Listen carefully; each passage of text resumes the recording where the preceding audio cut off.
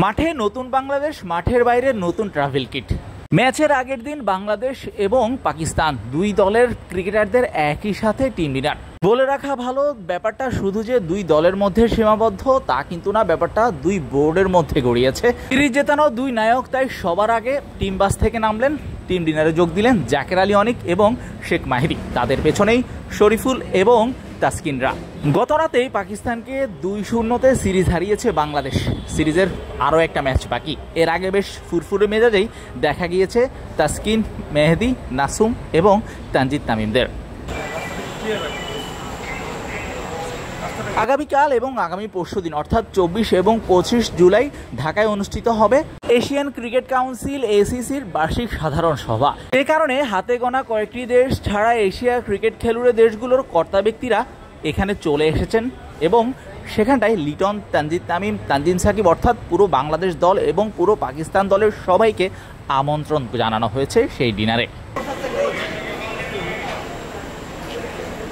আপাতত ফিল সিমন্সের শিষ্যরা 2-0-তে এগিয়ে আছে, তাই অনেকটাই নির্ভর এই মুহূর্তে বাংলাদেশ দল। সেই ডিনারে যোগ দিতে দেখা গেছে বাংলাদেশের স্বরাষ্ট্রমন্ত্রীকেও। জানিয়ে রাখা, পাকিস্তানের ক্রিকেট বোর্ডের সভাপতি মাসিন নাকভি এই মুহূর্তে সেই হোটেলেই আছেন এবং তিনিও পাকিস্তানের স্বরাষ্ট্রমন্ত্রী। ইতিমধ্যে 2-0-তে পিছিয়ে আছে পাকিস্তান।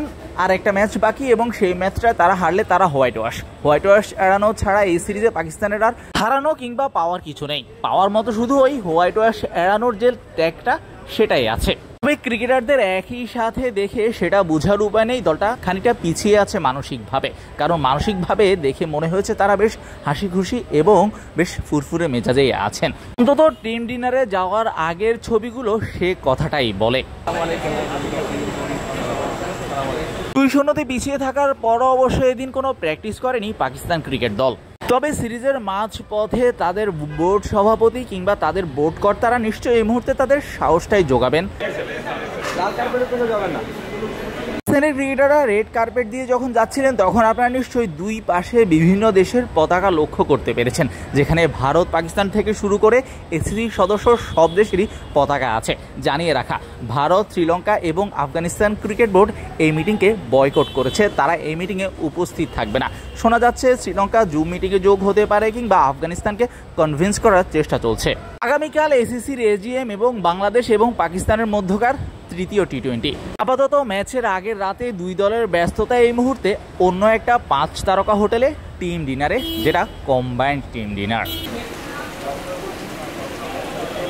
একদিন আগে অর্থাৎ দ্বিতীয় T20 শেষে বাংলাদেশের বোর্ড সভাপতি আমিনুল ইসলাম বুলবুল অবশ্য বলেছিলেন পাকিস্তানের বোর্ড প্রেসিডেন্টের সাথে কথা বলে বাংলাদেশ পাকিস্তান দ্বিপাক্ষিক সিরিজ বাড়ানোর চেষ্টা তিনি চালাবেন।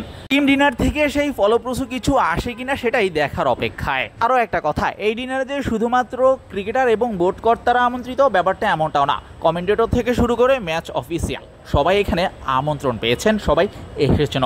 শাহরিয়ার শাওন, মিডফিল্ড।